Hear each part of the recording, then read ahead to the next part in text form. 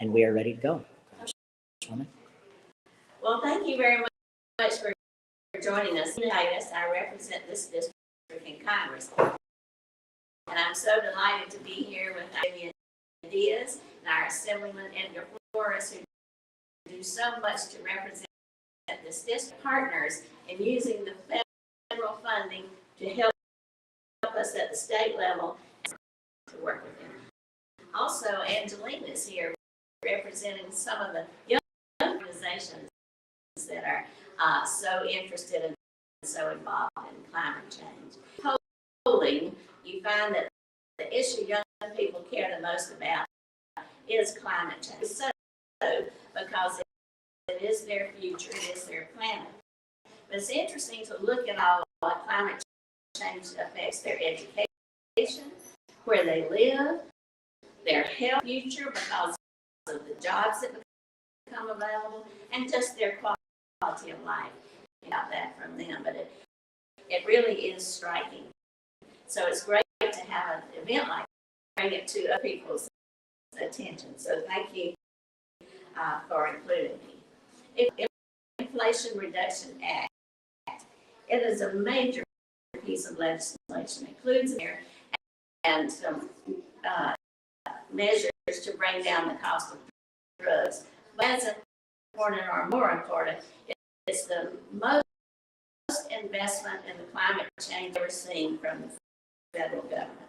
It has provisions to help the planet, to help the industry, and to help individuals at a very personal level. To address these issues because they not only are about saving the planet, an example of how you can have an all-of-government approach, excuse me, environmental justice, and they do address that. They also provide partnerships with and state and federal, as well as between government and private. Been talking too much. This look at it lowers energy costs for households and for businesses, creating jobs for American workers.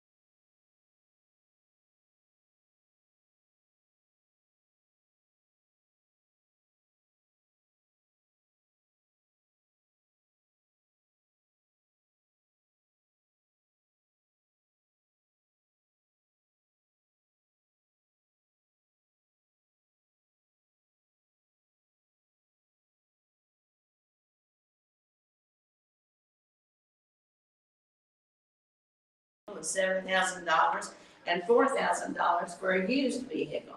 This gets people out of their cars that use fossil fuels and into cars that run on more efficient energy. It also will include charging stations. You know, you're not going to buy an electric car if you don't have a place to charge it. So this will spread charging stations around the whole valley, so they'll be available in every neighborhood to encourage people to get away from fossil fuels. All of this has a direct impact on our youth, and none of it could be done without the partnership of our local and state governments. So thank you for having me, and thank you to them for their good work. Hi, everyone. I'm Assemblyman Edgar Flores. I proudly represent Assembly District 28 in the great state of Nevada. And it's an honor to be here amongst our Congresswoman because of her commitment to the environment and our kids.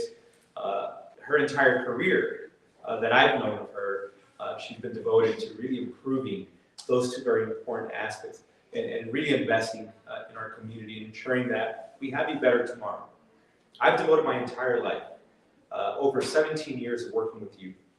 And every single time I've worked with kids, I realize that none of that will mean anything if tomorrow they're not going to have a planet. None of that will mean anything if tomorrow they're not going to be able to breathe the air outside. None of that's going to mean anything if they have new diseases consistently coming up that we can't combat and we're not ready for. None of that's going to mean anything if there's extreme climate weather that will force our communities, particularly the most vulnerable communities, to be disproportionately impacted and not have the accessibility and the availability to resources and really to uplift themselves. We've known historically that our communities have been disproportionately impacted by the environment. And that's not just true, unfortunately, when we talk about the US, but we see this around the entire world. In fact, there are communities that have had to immigrate and migrate out of different areas of the world to the US, particularly because of the impacts of climate change. So when I see our Congresswoman and our entire federal delegation devoted to ensuring that it's not only a better country, but a better planet, and that we are cohesively and collectively, all of us coming together to leave something better after we leave this planet. So that's why having her leadership is so important. But next, I'd like to introduce a young woman who's been incredibly involved in our community. Angeline is a communications director with the Nevada Conservation League, and I think she's going to give a very informed perspective. So we could please have her join us. Thank you so much, Assemblyman, and thank you for your leadership and your work that you provide to our community. Good morning. I want to say it's official. We passed the largest, most significant climate bill in history. The Inflation Reduction Act of 2022 is going to put our nation on the path to cut pollution in half by 2030, create millions of good-paying, clean energy jobs. It's going to invest in environmental justice, reduce energy bills for working families across the country. My name is Angeline, and on behalf of the Nevada Conservation League, we are beyond excited about the critical climate and clean energy investments this law offers that Congresswoman Titus just spoke about. Now, those rebates and tax credits for electrifying their homes, appliances, and vehicles, the Inflation Reduction Act is going to help families cut energy costs while we help cut climate-warming pollution as well. Now, building on top of these investments, Nevadans are going to be able to look forward to good-paying union jobs that are going to result in expanding our clean energy economy.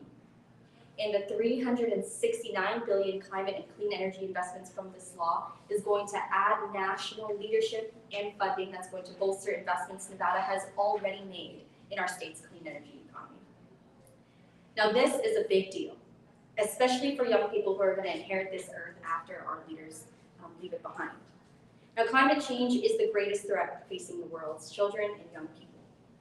Now, children born today are going to face climate change risks, including extreme heat, extreme weather events, poor air quality and disease. And these extreme and high temperatures can put children at risk of illness and death. Air pollution from burning fossil fuels are going to contribute to chronic respiratory diseases, and those risks heighten for communities of color. Now, about 8.5% of all Hispanic children and 23.5% of all Puerto Rican children have asthma, which is 3 times higher than the average rate for non-Hispanic adults. Black children under 17 are up to 40% more likely to be diagnosed with asthma under 2 degrees of warmth. Now, we know the risks to our communities when we don't act on climate, and that's why it's inherent that our elected officials do everything in their power to fight for stronger climate action. The Inflation Reduction Act and the bipartisan infrastructure law are historic investments in the future of our climate, and it shows us what is possible when we elect climate champions into elected office. But if we want to continue and build on this progress, we have to double down in our efforts and support candidates who have a strong track record in advancing environmental protection and a healthy climate. That's why today I'm proud to stand alongside Congresswoman Dina Titus, Councilwoman Olivia Diaz, and Assemblyman Flores, who have been champions of the environment and our kids. It really has never been a more important time to elect strong environmental champions, especially in Nevada, where communities know all too well the devastating effects of the climate crisis. Now, from local county commission races to Carson City and even to Washington, D.C., the future of our climate and our environment relies on who we elect to office. Again, I want to thank Congresswoman Titus, Councilwoman Diaz, and Assemblyman Flores for your leadership in protecting our environment and investing in a clean energy economy.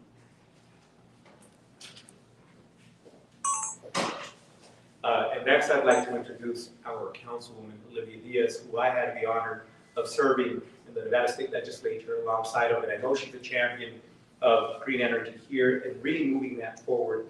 This is a collaborative effort. We cannot do anything without our Congresswoman and the rest of our Nevada State federal delegation. But we know that there is a common ground here, and I want to introduce to you next our Councilwoman Olivia Diaz. Thank you so much, Edgar, and I know the Congresswoman is on a tight schedule here, so we're going to keep my remarks super brief. I want to thank the Congresswoman's leadership and her continued fight to make sure that she takes care of Nevadans back home. Born and raised along these streets here on Stewart, I'm super excited to know that we're going to be able to increase more trees, because we know trees are super helpful to cleaning the air and also reducing the heat island effect that we are just suffering. And for those that are doubting that climate change is real, look at our temperatures. We've reached historic temperatures, especially on the east side of Las Vegas, and we can't continue to say we don't know why. Another thing, look at what happened post-pandemic.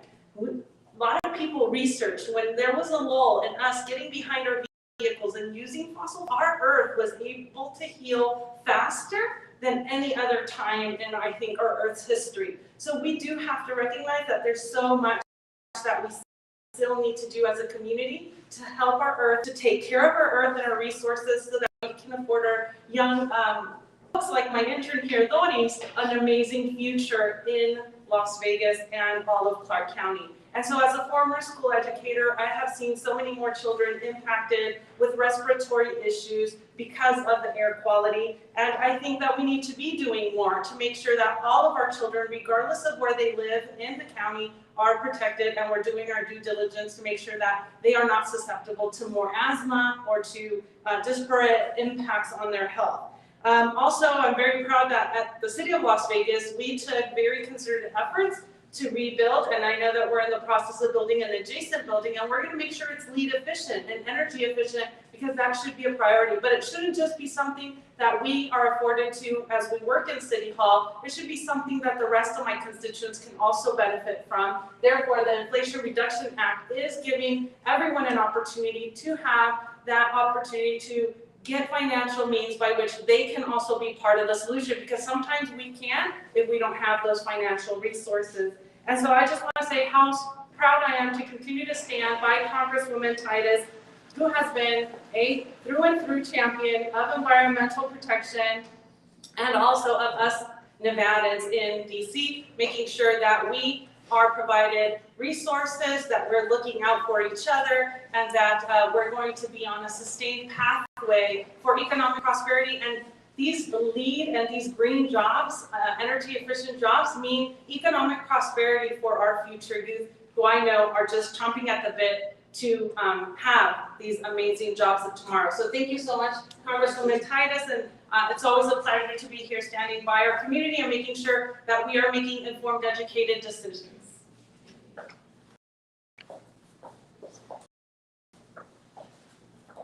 And I want to say thank you to everybody for joining us, and thank you again to the leadership of our Congresswoman and the rest of the Nevada State delegation in moving forward with this very important legislation that's going to help Nevadans all across the board.